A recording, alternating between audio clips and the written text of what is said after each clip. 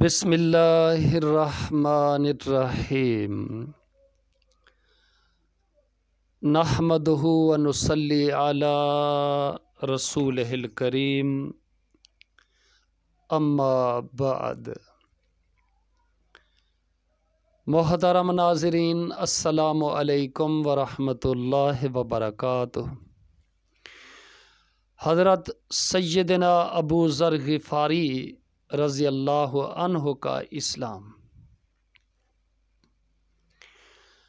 حضرت ابو ذر غفاری رضی اللہ عنہ مشہور صحابی ہیں جو بعد میں بڑے زاہدوں اور بڑے علماء میں سے ہوئے۔ حضرت علی کرم اللہ وجہ کا ارشاد ہے کہ ابو ذر ایسے علم کو حاصل کیے ہوئے ہیں جس سے لوگ عاجز ہیں، مگر انہوں نے اس کو محفوظ کر رکھا ہے۔ جب ان کو حضور اقدس صلی اللہ علیہ وسلم کی نبوت کی پہلے پہل خبر پہنچی تو انہوں نے اپنے بھائی کو حالات کی تحقیق کے واسطے مکہ بھیجا کہ جو شخص یہ دعویٰ کرتا ہے کہ میرے پاس وحی آتی ہے اور آسمان کی خبریں آتی ہیں، اس کے حالات معلوم کریں اور اس کے کلام کو غور سے سنیں۔ وہ مکہ مکرمہ آئے اور حالات معلوم کرنے کے بعد اپنے بھائی سے جا کر کہا، میں نے ان کو اچھی عادتوں اور عمدہ اخلاق کا حکم کرتے دیکھا اور ایک ایسا کلام سنا جو نہ شعر ہے نہ کاہنوں کا کلام ہے۔ ابو ذر رضی اللہ تعالی عنہ کی اس مجمل بات سے تشفی نہ ہوئی تو خود سامان سفر کیا اور مکہ پہنچے اور سیدھے مسجد حرام میں گئے۔ حضور صلی اللہ علیہ وسلم کو پہچانتے نہیں تھے اور کسی سے پوچھنا مصلحت کے خلاف سمجھا۔ شام تک اسی حال میں رہے۔ شام کو حضرت علی کرم اللہ وجہ نے دیکھا کہ ایک پردیسی مسافر ہے۔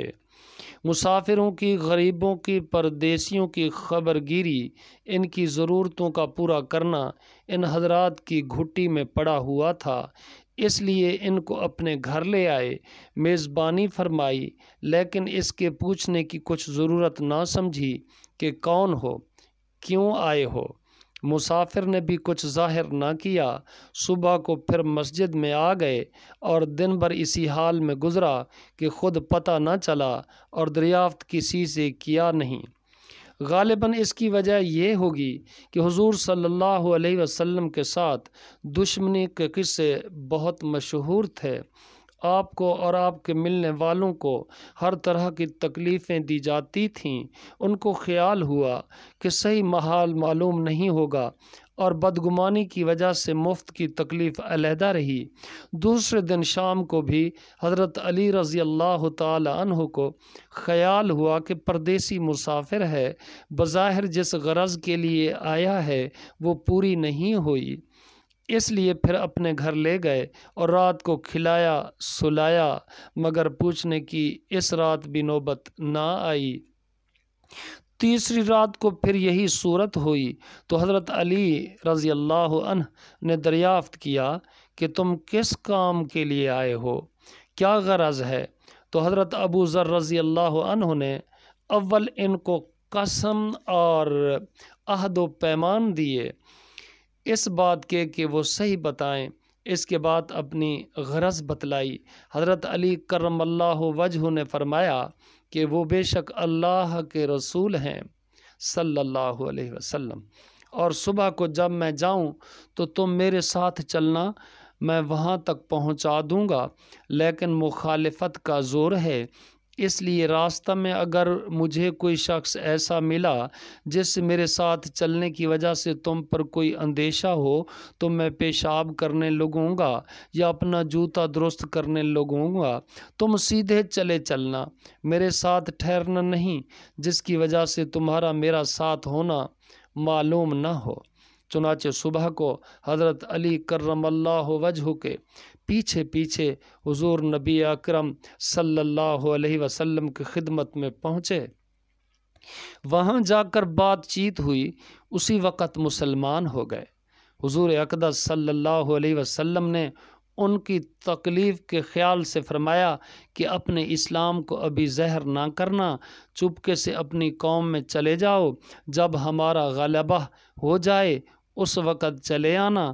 انہوں نے عرض کیا، یا رسول اللہ صلی اللہ علیہ وسلم، اس ذات کی قسم جس کے قبضہ میں میری جان ہے کہ اس کلمہ توحید کو ان بے ایمانوں کے بیچ میں چلا کے پڑھوں گا۔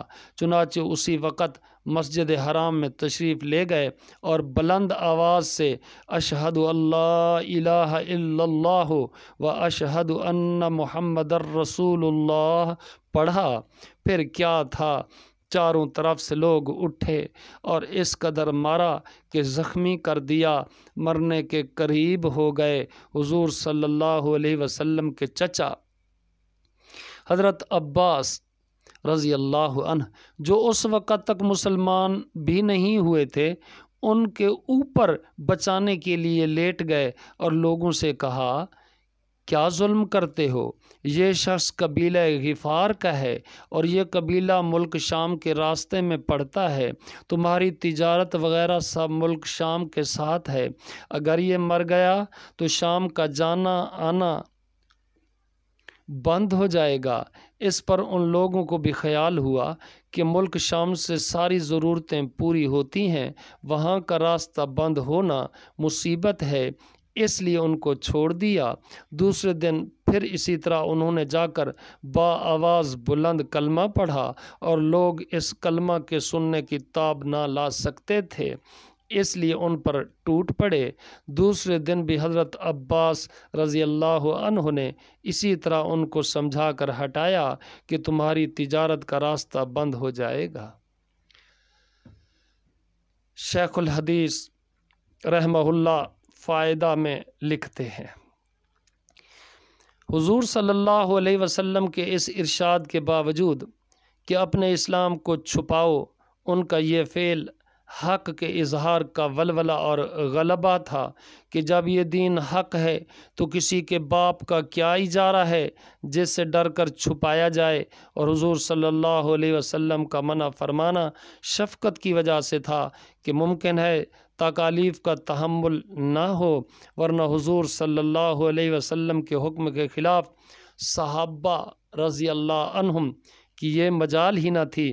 چنانچہ اس کا کچھ نمونہ مستقل باب میں آ رہا ہے۔ چونکہ حضور اقدس صلی اللہ علیہ وسلم خود ہی دین کے پھیلانے میں ہر قسم کی تکلیفیں برداشت فرما رہے تھے، اس لیے حضرت ابو ذر رضی اللہ عنہ نے سہولت پر عمل کے بجائے حضور صلی اللہ علیہ وسلم کے اتباع کو ترجیح دی۔ یہی ایک چیز تھی کہ جس کی وجہ سے ہر قسم کی ترقی دینی و دنیاوی صحابہ کرام رضی اللہ عنہم اجمعین کے قدم چوم رہی تھی، اور ہر میدان ان کے قبضہ میں تھا کہ جو شخص بھی ایک مرتبہ کلمہ شہادت پڑھ کر اسلام کے جھنڈے کے نیچے آ جاتا تھا، بڑی سے بڑی قوت بھی اس کو روک نہ سکتی تھی، اور نہ بڑے سے بڑا ظلم اس کو دین کی اشاعت سے ہٹا سکتا تھا۔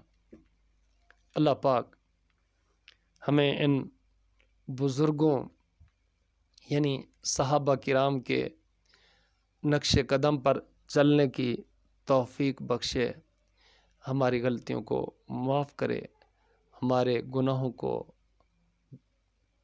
مٹا دے اور ہمیں صراط مستقیم پر چلنے کی مکمل توفیق بخشے۔ اب اجازت دیجیے گا۔ گڈ لک اینڈ اللہ حافظ۔ السلام علیکم ورحمۃ اللہ وبرکاتہ۔